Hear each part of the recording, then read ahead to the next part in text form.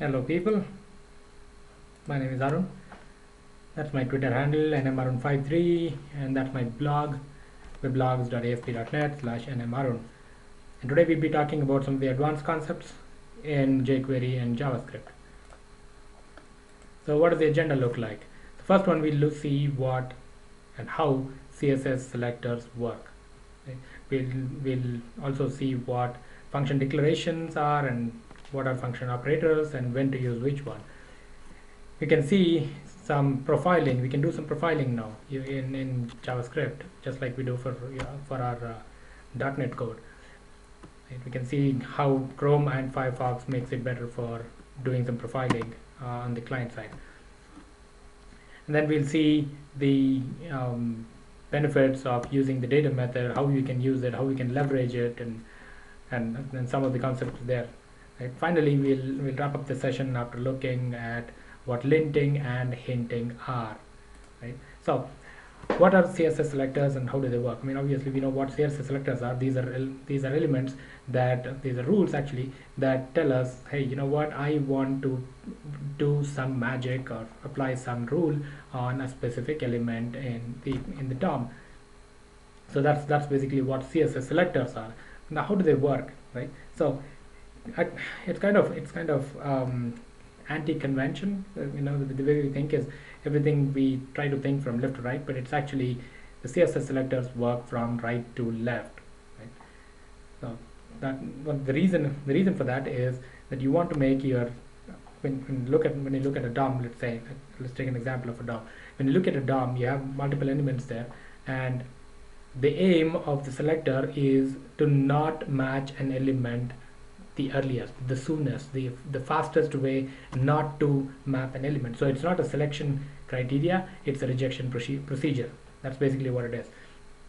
So what it says is, instead of saying, okay, I want to map from body, from head, from HTML to body to div to something all the way to the last A tag, it actually starts from the opposite direction, and every time it goes to the parent and it sees that the rule is not getting selected, it says, dude, I'm going to ignore that entire node. So the aim is actually to find the element that does not match the current rule, right? That's why it goes from right to left. Now how do selections actually happen? How do selectors actually select some element? So jQuery uses something called as a sizzle engine, right? Now get element by ID and get element by tag name, these are browser provided, right? They're in every browser. So if you do even when you're using jQuery, if you do hash of something, $hash of something, it doesn't invoke the sizzle engine. It just does document.get element by ID, right? So it just does that by default. It doesn't even invoke sizzle engine, because that's the fastest way to get a unique element, because your IDs are unique. Now there is something called as the selectors API, right? The selectors API gives us two functions, query selector and query selector all.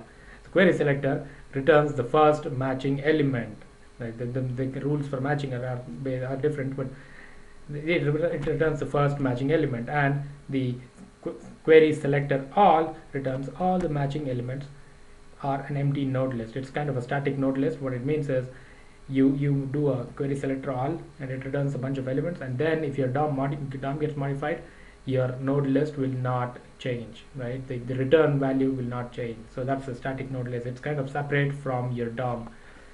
Okay. Now both of these functions are available on all on the document and on other selectors. We'll see an example of that. IE6 and IE7 do not implement selectors API, and that's when they trigger the sizzle engine, which does regex logic, pattern matching, and does all of that to find elements. So one of the reasons your IE6 and IE7 browsers, page loading slower in those two browsers, could be because every time sizzle is invoked, right? That could be the reason. Now let's just look at an example. So what I have here is a typical, I think this is not even an MVC application, it's a typical project here. I just have a pure HTML project. Okay, so some HTML, I have, oops, I don't want to move anything. I have a couple of divs, we'll see them later on, and then I have the jQuery reference and then my custom script. So what is my custom script doing? The first one, it's doing the query selector function. So what it's saying here is document.querySelector. It gets the first element, right? We saw that query selector as the first element. So div.querySelector stuff, which is that guy there. Excuse me. And then it shows that div on the page, and then on that div I'm going to say get me the first p, the inner text of the first para element, and then on the same element get me all the paragraph elements. So we'll see what it looks like. So the first one, it should show me that value, and then for the second one it should show me both those values. Let's see what it looks like. It's going to do a refresh. I'm going to the console and the web dev tools. Alright, so there it is. So the first one, that was the first call. Right, let me see if I can show the code as well in the back. There we go. Alright, so come on, there. Right, so your first line, div class of query selector stuff, that is the first console log, right? So it's saying get me the first element that is a div and which has a class of query selector stuff on it. So there, that is your complete div. And then on the second call it says give me the first element, because query selector gets the first element, get me the inner text of that. So there you go, right? And see, we are seeing that it's not only doing it on the document node, on the document object, it's also doing it on your selections, right? Query selector div is a selection already. Okay. And the third one, it says give me all of the p's, so it returns a node list, a static node list of the first and the second element. So that's the first paragraph, and come on, and that is the second paragraph, right? So that is how your CSS works. So the first one is that it works from right to left rather than left to right, and then the second one is it uses excuse me, it uses complex logic. So your query selector checks to see if it is a div element, it's just an element, and if that is the case, then it calls get, what does that mean? Get element by tag name. So that's how it works inside. Okay, now there are two ways to declare functions, to write functions in JavaScript. One is the function declaration, the other is a function operator.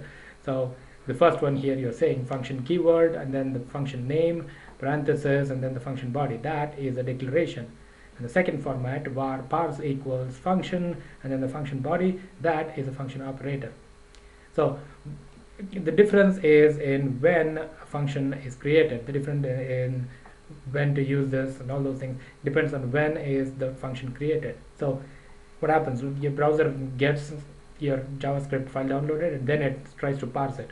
During the process of parsing, if it finds a function declaration, if it sees a function declared in the declaration syntax, it actually moves it to the top, right? So it starts moving all those function declarations to the top, right? Now this process is called as hoisting. The benefit of this is that your call in your JavaScript code, right, in your client-side code, you can actually make a call to a function that is declared later on in the file, right? You can have the declaration way below, but you can call it, because hoisting will happen and it will move all these declarations to the top. It will move all the declarations to the top.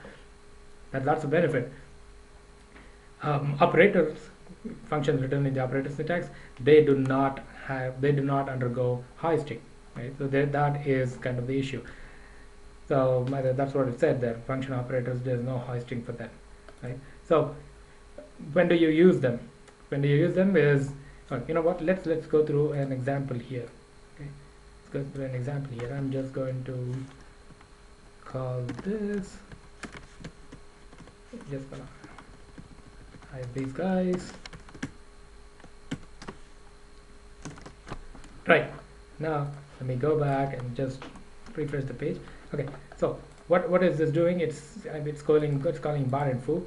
So foo is declared in the operator syntax and bar is declared in the declaration syntax. So what we see here is that the bar actually ran. This will run, right? And then it says, dude, I don't know what you're talking about. It's trying to run function inside the test, and which is foo, and it has no clue what that means, right? So because this did not undergo hoisting.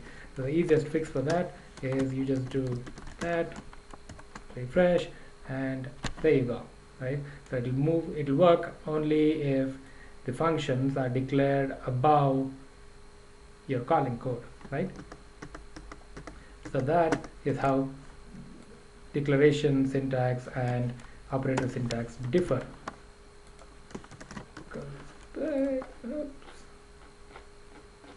Okay, now moving back. So when to use which? Now if you saw the syntax there, if you saw the code there, so function declaration was something that it's kind of common way of declaring, but for a function operation, function operator syntax, you have to end it with a semicolon. That's because it is an expression.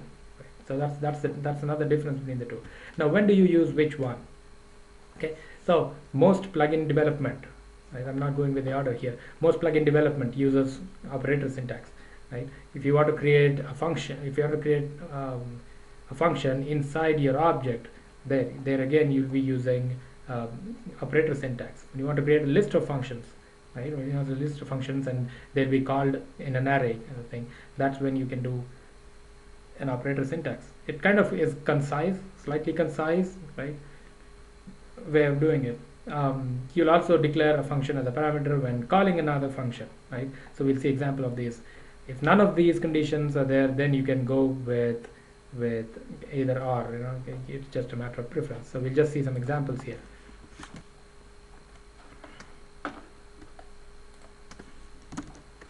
Right, so plugin development, I'm doing some kind of plugin development here, and that's kind of my object, and I'm saying, hey, in this object, and then this is also kind of names, this is also namespacing. So in this namespace, in this object, create me a payment function, right there. That's an operator syntax, and that's how we get to call it. And then I have a list of functions, right, a list of functions created here. That there again we are doing an operator syntax. You just don't have the var here because I don't have any handle. I'm just not giving it a handle, but I'm creating the function nevertheless, right? And then I'm just looping through them and running through my to-do items. Third one is you want to create an object, and inside that object you are creating a function, right? So the way again you call it is you create an instance of your object and you're calling your function, right? Let's just make sure all of this is working fine there. So you make a payment, you do those two functions that were declared in an array, and then the distance between whatever and whatever is 5. So I'm just using coordinate geometry here. Okay, so that is kind of the difference between the two. Moving on, we'll do some profiling now. Oops. We'll do some profiling now. So JavaScript enables us to run some, not JavaScript, browsers, Chrome and Firefox allow us to run some profiling on them, right? So the benefit is obviously that at the client side, before pushing it to production, okay, this function of mine is running a little bit slow. I can fine tune it. I can make it much better and optimize it, kind of thing. So console.profile, console.profile end, and time end. These are two functions that are available in Firefox and Chrome. For IE, you'll have to go to the DevTools, click on profile, refresh the page, come back and stop profiling. So it's not as friendly as doing it in code, but the downside is that you actually are writing your the logging code, the profiling code inside your code. So you want to make sure that you don't check it in, right? So but in IE, if you're just using the DevTools buttons, the UI from if you're accessing the profiling from the UI, then you're not taking as much risk that I kind of accidentally checked in my profile console.profile and console.profile end, kind of thing. So it's the same as you don't want to check in console.log events, right? So you don't want to check in those things. Okay, so what I have here is I have two divs, right? Table 1 class, and then that has a table 1 inside it, and then another one is the same setup which has table 2 class and another table inside it. So what I'm going to do is I'm going to add 10 rows of data. Sorry if it's small, I should have changed that before. So I'm going to add 10 rows of data into both of them. So let's see what the function looks like.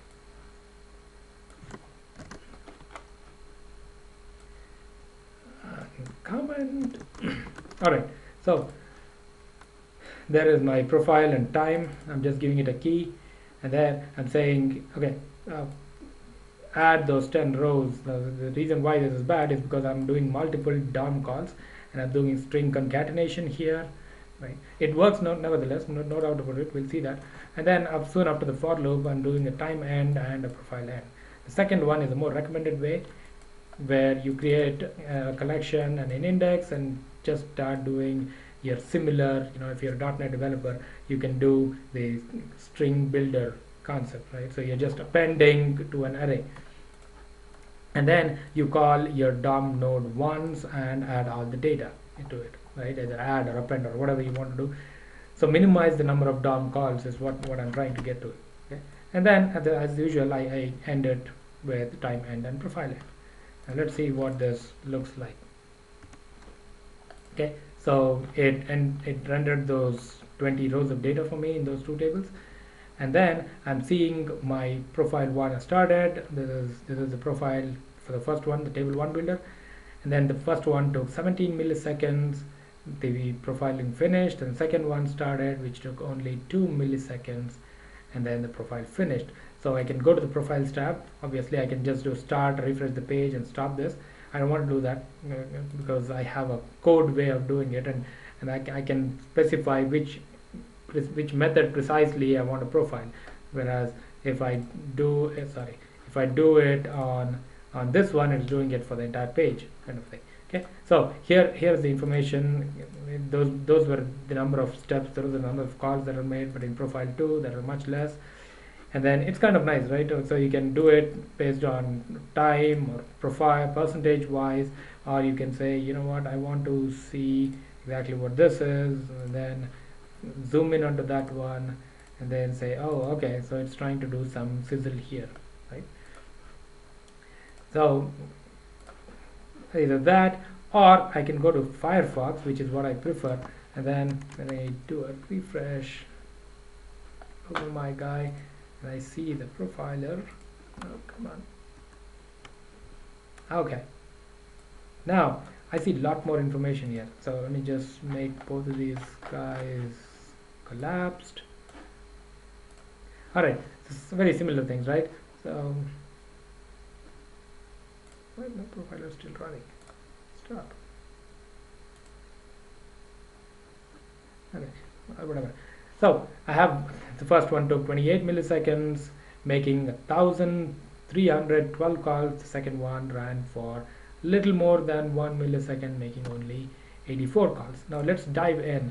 Now it gives me this really nice piece of sorted information, and then I can say, okay, there is this one function which I click, and it'll actually take me to that, and it says, okay, it's taking me to that function, and that is how much more time it's taking. So I can sort on any of these. I can say go to time, go to number of calls, right? So if I do, there are 135 calls for your data access, right?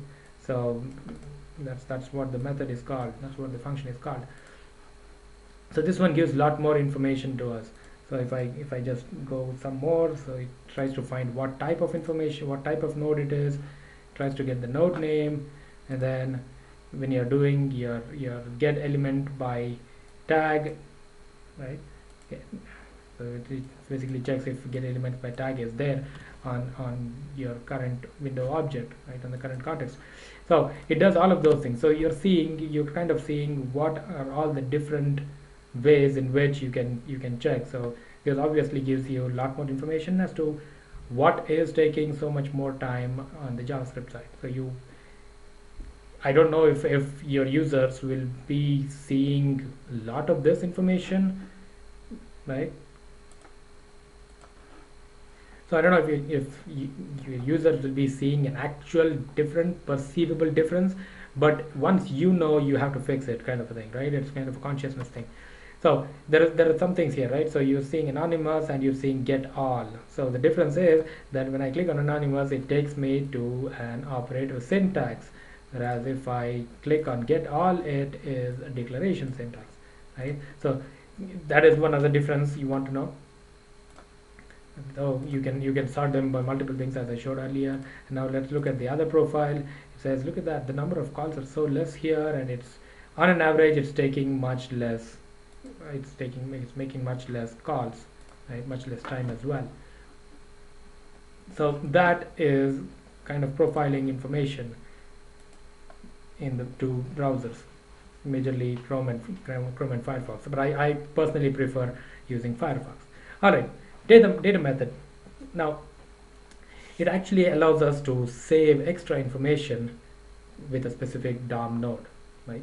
So you definitely want to add some things, like, especially when you want to do some validation, right? Is it required? And if it's not required, or if it is required and the user did not provide it, what message to show? You can do all of these extra attributes to your data method. This also allows us to provide handlers to give new behavior to our browsers, right?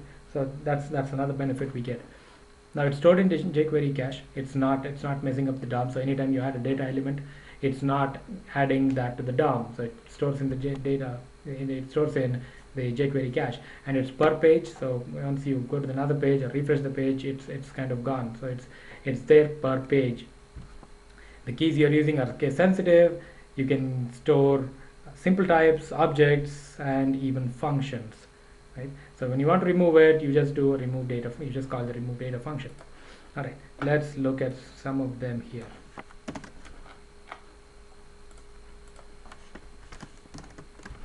All right, so what am I doing here? I'm saying get me the ID with storing data, right? So I am having an ID here, and it also has an explicitly declared data attribute, right? Some value here. So I'm saying get me that value and show me what's there in the role attribute. You don't require data hyphen here. You just want to pass the role key, because it's kind of understood that it's preceded by data hyphen, right? And then so I'm first reading that.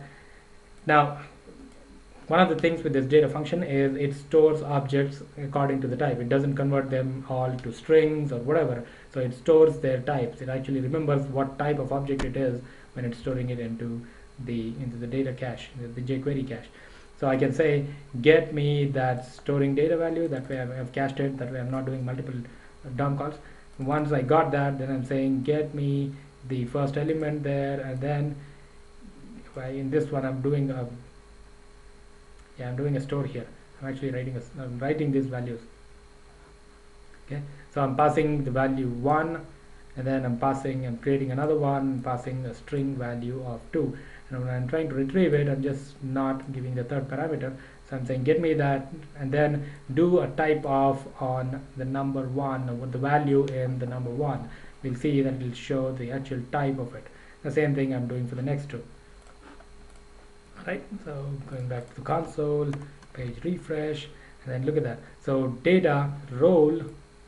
So the first one was role, whatever is there in the role value. So it gives me some value which is what was there on the HTML. And then I'm storing number 1. I'm storing string 2. Right. So it retrieves back me 1. The type of was number. It retrieves back me the string, and the type was string. So it remembers the type that you stored in there. Now let's look at what we can do with objects, right? So I have an object employee, right? So first name, last name, and then I have a function in there. So I can store that entire object into my jQuery cache by calling the data function.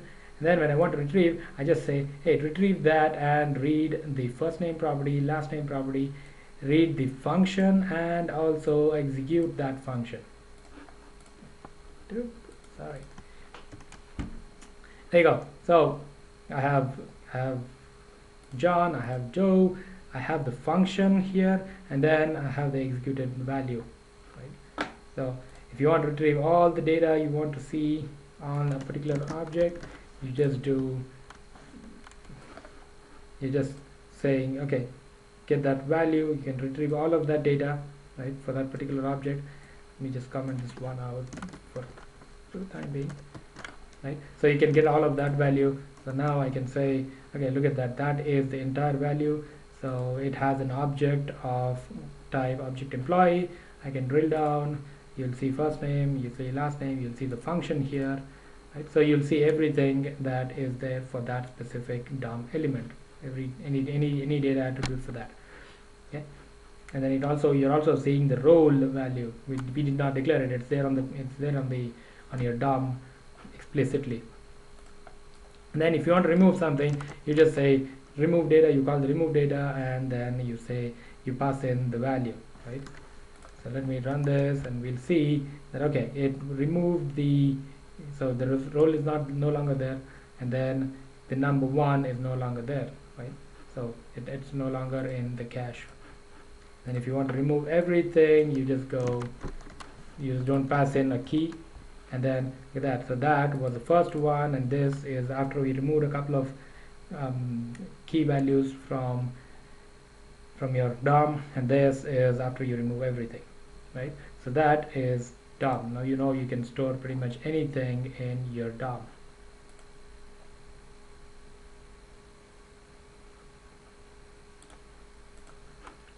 Alright, coming to linting and hinting. This is a tool that will help you do some structuring. It will tell you some structural problems. It'll tell you, it's like something like FXCorp. It'll tell you style conventions that if you're missing the style conventions, and it's kind of a nice tool. It does some policing work for your code to look in a standard way. You can integrate this using, in Node Package Manager has, I think, JS Hint part of it, either one of them, and then you can go to JS Hint, JS Lint to see how your code is actually structured. So what I'm going to do is I'm going to uncomment everything, make sure everything's good. Alright, so now I'm going to JS Lint. I'm copying and pasting my code, right? So I'm just going to click JS Lint. So here it gives me that okay, dollar, I don't know what it means, document, I don't know what it means. So what we can tell it is to just ignore and console. I know that you'll also complain about console, so I'm just going to say ignore those things, right? Okay, it says, oh yeah, you're missing the strict statement, so I'm going to say please again ignore that, right? And I'm going to say also ignore the messy white spacing. Let's try that again. And now it's starting to tell us our actual code. It's telling us what we have to do with our actual code. Alright, the first one, it says test was used before it is defined. So even though hoisting will happen, it says it kind of wants the users to start writing code in a very structured manner. So there you go. So what I'm going to do is I'm going to move test before it is being called. The same thing with par and foo, right? So I'm just going to move both of those calls at the very bottom, right? Now hint, and then it says one of the conventions is that all the variable declarations should be at the top of your function. So it says var should be at the top of these functions, right? So let's go here and there, right? So var x equals 0. So what it's asking me to do is copy that, remove that, and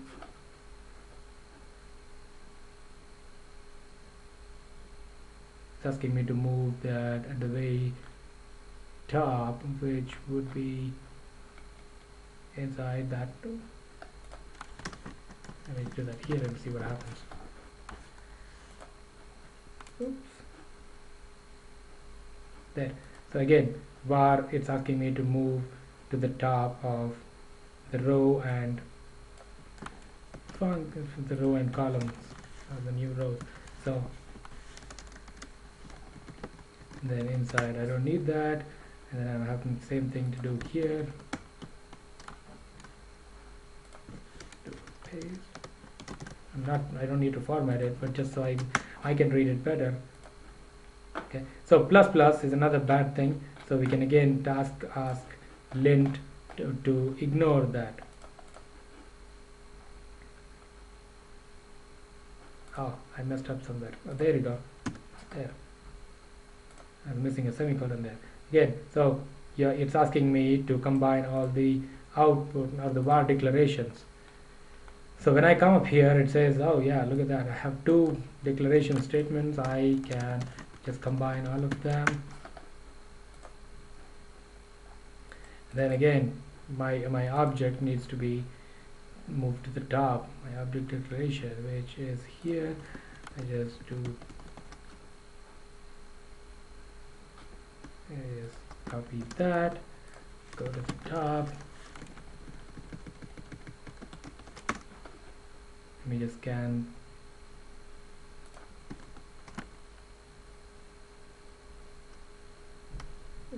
that.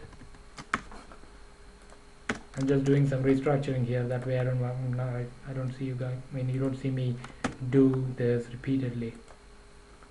There, now it's saying it's clean, right? So this is what you kind of end up doing on a regular basis. That way your code will look a lot more structured and everyone will be writing in a very similar fashion. So now I don't have any suggestions. Linting is not making any suggestions to me. It's actually giving me this directives here, and most plugins, if you actually dive into them, you'll see this line where it says this is how I did my linting, right? So I can copy this, go to JSint. This is our new UI here.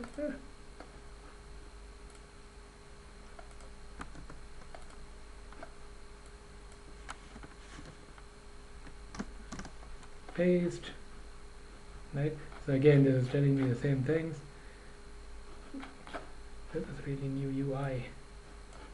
Alright. So I can do the exact same thing here. I just need to configure, saying I have browser, I have jQuery, I have development for console, and then when I come back,